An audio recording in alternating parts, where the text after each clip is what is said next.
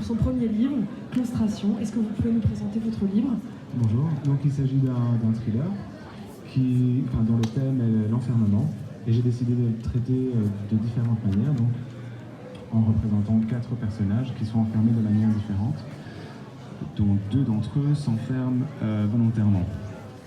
Votre livre rencontre un grand succès, il a déjà été sélectionné pour 4 prix en 2019. Est-ce que vous pouvez nous raconter votre parcours?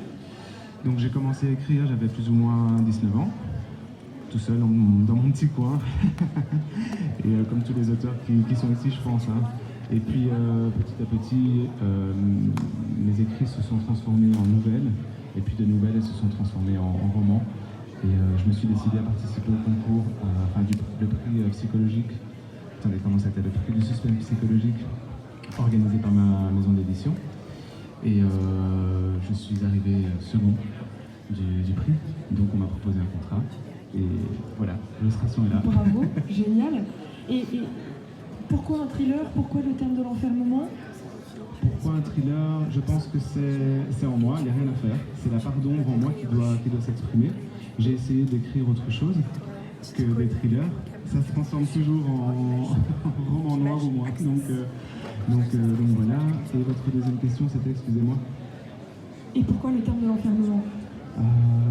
Pourquoi le thème de l'enfermement? Oui, le thème de l'enfermement, c'est parce que je pense que moi-même, à une époque de ma vie, l'époque où je l'ai écrit en tout cas, je me suis senti enfermé et oppressé par certains événements que la vie m'avait réservés. Et c'est une manière à moi d'exorciser un petit peu ces difficultés, je dirais. Est-ce que ça veut dire qu'il y a beaucoup de vous dans ce livre? Est-ce que c'est un petit peu biographique? Non, pas autobiographique. Il y a beaucoup de moi dans chacun des personnages, mais tout est exacerbé, évidemment, et exagéré. Je ne suis pas psychopathe, mais oui, il y a beaucoup de moi. Ouais, il y a beaucoup de moi. Les gens qui me connaissent m'envoient des textos en me disant on te reconnaît trop. Est-ce que vous pouvez nous parler de vos rituels d'écriture? Quand est-ce que vous écrivez? Est-ce que vous avez des petites manies? Quand je peux, dès que je peux. J'écris parfois dans le métro, j'écris parfois même au boulot quand j'ai 5 minutes, pendant les pauses. J'écris sur mon canapé, mais là où je préfère écrire, c'est dans mon bureau. Là, j'ai mon petit rituel, mon encens, ma petite musique de fond, et je m'installe et je tape. Je tape des mots. Vous avez des conseils à donner à de futurs jeunes auteurs, des gens qui souhaitent se lancer dans l'écriture? Le premier conseil, c'est de toujours croire en ses rêves, ne pas les lâcher, vraiment. Moi, s'il y a un terme qui doit me caractériser, c'est l'acharnement. Je ne l'ai pas lâché le morceau. Il faut croire en soi. Maintenant, il faut aussi accepter que parfois on n'est pas fait pour ça, mais il faut pousser toutes les portes possibles. Vraiment, et ne pas lâcher, quoi. Bien sûr.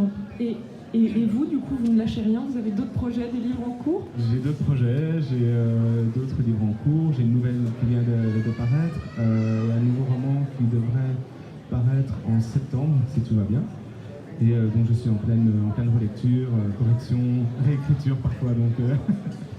Génial, bravo. Merci. Écoutez, on peut vous retrouver sur le stand du Furet du Nord pour des dédicaces tout de suite, c'est ça? Tout à fait, oui. Génial. Je vous attends. Merci beaucoup. Merci à vous.